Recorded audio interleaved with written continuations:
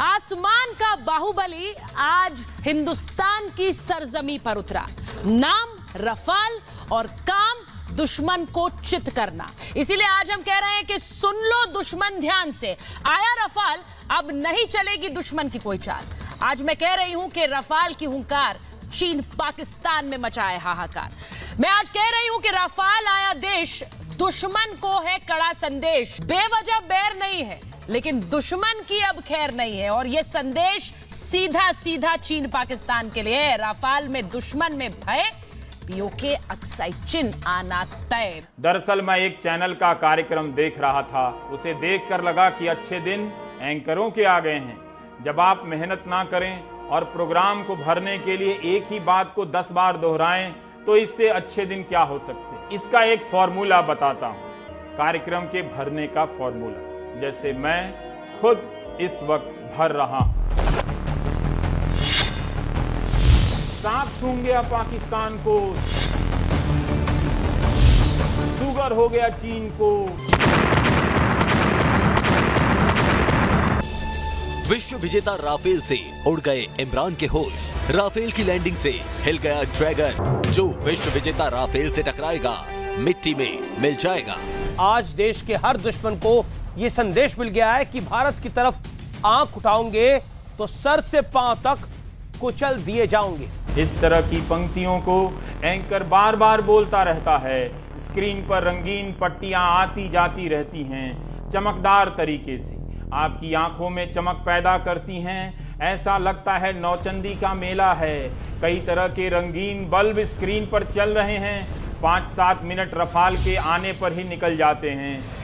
गड़गड़ाता हुआ, दहाड़ता हुआ, गरजता हुआ, दुश्मनों को मुंह चिढ़ाता हुआ रफाल हिंदुस्तान पहुंच गया। अपनी गरजती आवाज से पांचों रफाल अपने आने का खुद ऐलान कर रहे थे। बाप रे बाप, रफाल आ गया है। एंकर की आवाज के साथ साथ म्यूजिक भी दिया जाता है ताकि आप में जोश आता रहे।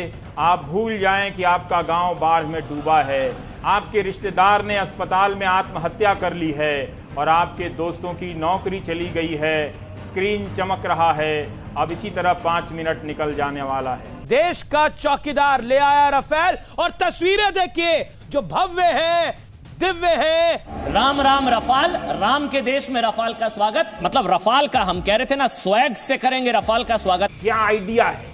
जैसे ही रफाल ने आसमान को चीरते हुए भारत की सरजमी में कदम रखा, हर हिंदुस्तानी का सीना गर्व से चौड़ा हो गया। तो आज हर भारतीय के लिए बहुत ही गर्व का दिन है। बिल्कुल, और इसीलिए आज हर हिंदुस्तानी 135 करोड़ भारतीय बहुत ही गौरवान्वित खुद को महसूस कर रहे हैं। ये तस्वीरें ऐतिहासिक हैं और 135 करोड़ भारतीय इन तस्वीरों को देखकर गौरवान्वित, गर्व, प्राउड महसूस कर रहे हैं। तस्वीरें अद्भुत है। जब ये तस्वीरें, ये गौरवान्वित करने वाली तस्वीरें हम अपने दर्शकों को दिखा रहे हैं, और मैं बार बार इस बात को दोहरा रही हूँ, आज पूरा देश गौरवान्वित महसूस कर रहा है। पूरे देश का सीना चौड़ा हो रहा है। आज पूरे देश का सीना गर्व से चौड़ा हो रहा है। जो भी इस वक्त अपने टीवी स्क्रीन को देख रहा होगा, जी न्यूज देख रहा होगा, बहुत ही प्राउड इस वक्त महसूस कर रहा होगा। और रफाल के भारत आने की तस्वीरें देखकर पूरा देश आज गर्व महसूस कर रहा है। रफाल रफाल आ गया। गौरव का यह क्षण सभी क्षणों पर भारी है। आप सभी बधाई के अधिकारी, इसलिए देश को बधाई देनी चाहिए क्योंकि आ चुके हैं रफाल। कांग्रेचुलेशंस अमित। आप दिनाजपुर में बैठे कल्पनाओं में खो जाते हैं। चलो, अपनी जिंदगी में समस्याओं को हरा नहीं सके तो रफाल के आने से चीन और पाकिस्तान को तो हरा देंगे। मतलब हम इसलिए कह रहे हैं ना, कमाल है रफाल। मतलब कमाल है रफाल, हवा का ब्रह्मास्त्र है रफाल। और रफाल के आने से टेंशन में चीन और पाकिस्तान।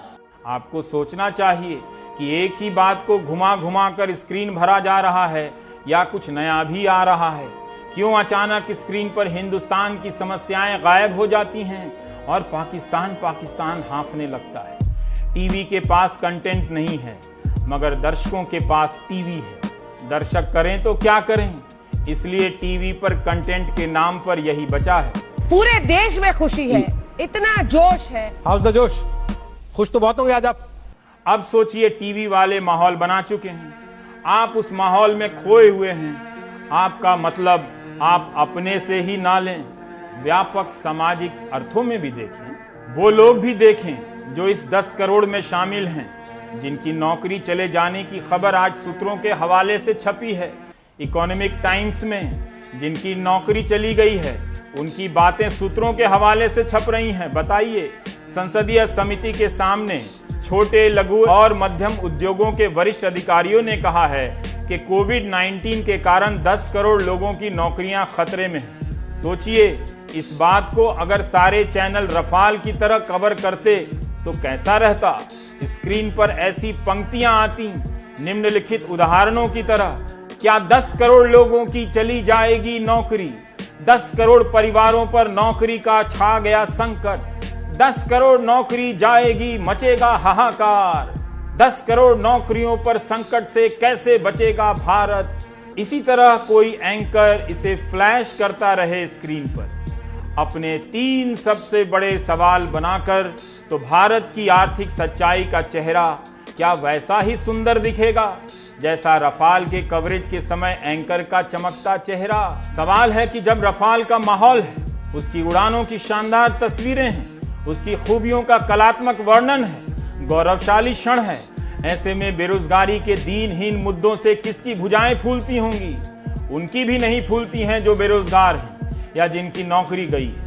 इसलिए रोजगार राजनीतिक मुद्दा नहीं है। विपक्ष के दल भूल ना करें, जब 10 करोड़ लोगों की नौकरी जाने की खबर मुद्दा नहीं है, तो क्या जिन्हें नौकरी नहीं मिली है उनका मुद्दा बन पाएगा?